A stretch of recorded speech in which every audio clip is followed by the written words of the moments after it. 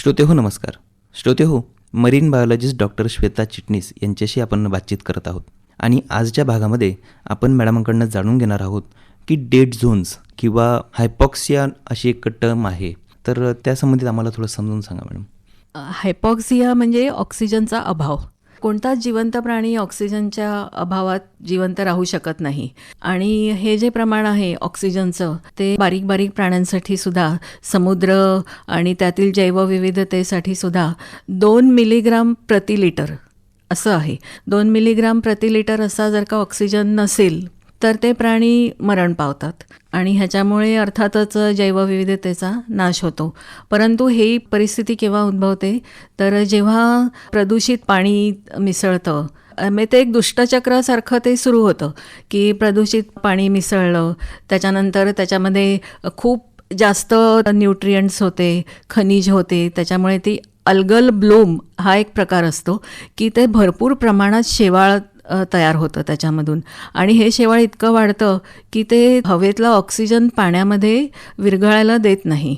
Madam, algal ब्लूमचा आपण उल्लेख केला, तर हे जे काही डेथ झोन वाढत जात आहेत त्यामुळे एकूणच मासेमारीवर म्हणा किंवा तळाशी राहणारे जे काही जीव आहेत यांच्या जगण्यावर किती याचा परिणाम होतोय? हे जैविक वाळवंट जे निर्माण होतं त्याचा अभ्यास जेव्हा वैज्ञानिक करतात तेव्हा अनेक रोबोटिक साधनं वापरून आणि सी ग्लायडर्स नावाची उपकरणं आणि इतर अभियांत्रिकी उपकरणं वापरून त्याचा अभ्यास केला जातो. कारण की खोल समुद्रात तर आपण जाऊ शकत नाही. तेव्हा असं आढळलं की वाढते तापमान आणि मॉन्सून वाऱ्यांमध्ये बदल त्याच्यामुळे सुद्धा एक जे दुष्टचक्र तयार होतं की अल्गल ब्लूम येते, त्याच्यानंतर हवेतला प्राणवायू पाण्यामध्ये विरघळू शकत नाही, ज्याच्या अभावी वनस्पती प्लवक प्रकाश संश्लेषण करू शकत नाहीत, ते मरतात. त्याच्यामुळे प्राणी प्लवकांना खाद्य मिळत नाही, प्राणी प्लवक उपलब्ध होत नाही म्हणून मोठे मासे मरतात जे त्यांच्यावर जगत असतात आणि त्यांच्याहून इतर मोठे मासे असतात त्यांनाही खाद्य मिळत नाही, म्हणून ते जैविक वाळवंट तयार होतं.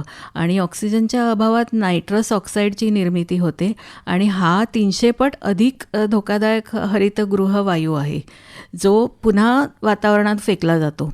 पण अशा वेळेस होतं काय की जे मासेमारीसाठी योग्य मासे असतात त्यांनासुद्धा ऑक्सिजनचा अभाव जाणवतो आणि ते समुद्र सपाटीवर येतात आणि ते मासेमारी बोटींच्या जाळ्यात अडकतात आणि तेव्हा कदाचित अतिमासेमारी पण होऊ शकते. अतिमासेमारी जर का झाली तर एक कोणती तरी प्रजाती नष्ट होण्याच्या मार्गापर्यंत जाऊ शकते.